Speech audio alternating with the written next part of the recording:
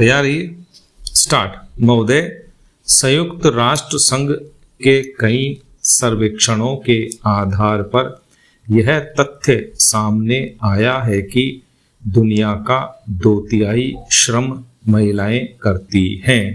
महिलाओं का आर्थिक योगदान 30% है और 1/3 महिलाएं घरों में काम करती हैं। 83% महिलाएं खेतीहर मजदूर हैं तथा उनमें अधिकतर पशुपालन, दुग्ध संबंधी उद्योगों में काम कर रही हैं। आज लगभग 80% कामगारों में अधिकांश महिलाएं हैं जो अपने घरों में झुग्गियों के भीतर बैठकर कताई, रंगाई आदि का भी काम करती हैं। बड़े बड़े शहरों में अधिकांश महिलाएं जो फुटपाथों पर झुग्गियां डालकर अपने बच्चों और आदमी के साथ रहती हैं, सुबह उठकर अधिकांश घरों या कोठियों में झाड़ू पोछा लगाना, बर्तन साफ करना, कपड़े धोना आदि का काम करती हैं। इन्हें नाम मात्र की मजदूरी दी जाती है।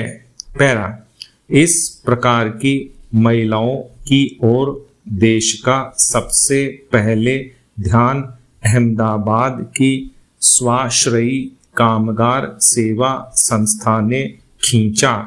इसी संस्था ने पहले बुनकरों, कपड़ा, बीड़ी तथा बांस उद्योग में लगी लाखों स्त्रियों के सहकारी संगठन स्थापित किए और उनके लिए एक सरकारी सेवा बैंक की स्थापना की।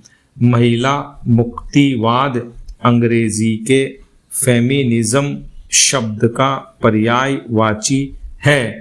इस शब्द की आज तक कोई परिभाषा नहीं बनी जो हर समय और स्थान पर लागू की जा सके।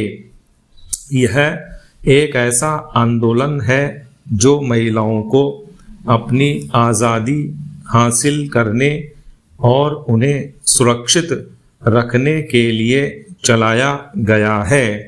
समय समय पर इसके उद्देश्यों को कभी अत्यधिक कठोर, अपेक्षाकृत उदार, लचीला एवं व्यापक बनाने की कोशिश की जाती रही है, फिर भी उसने अपने बुनियादी ध्येय में और न ही उसने महिलाओं को उनके अधिकार दिलाने की लड़ाई में शिथिलता आने दी।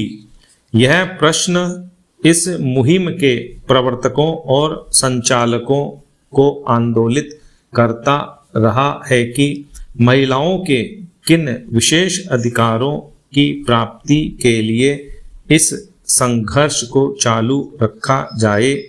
इस संदर्भ में यह ज्ञातव्य है कि औरतों के समस्त अधिकार परिवार के इर्द गिर्द घूमते हैं, इसलिए अधिकार प्राप्ति की यह लड़ाई पारिवारिक सुख सुविधा में अधिक बड़ा हिस्सा या कुटुंब संस्था को जड़ से खत्म करने में एक ही लक्ष्य के लिए लड़ी जा सकती है। आज महिलाओं की दुविधा यह है कि वह वर्तमान सामाजिक पारिवारिक यथार्थ को स्वीकार कर उसमें ही किस प्रकार अधिक अधिकार पाने की कोशिश करे।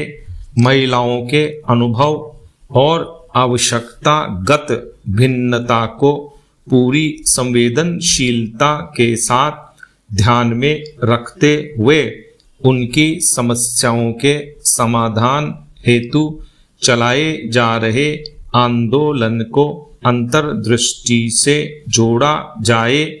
दरअसल किसी एक समान मकसद के लिए दुनिया की सारी महिलाओं को एक मंच पर एक साथ लाना संभव नहीं है।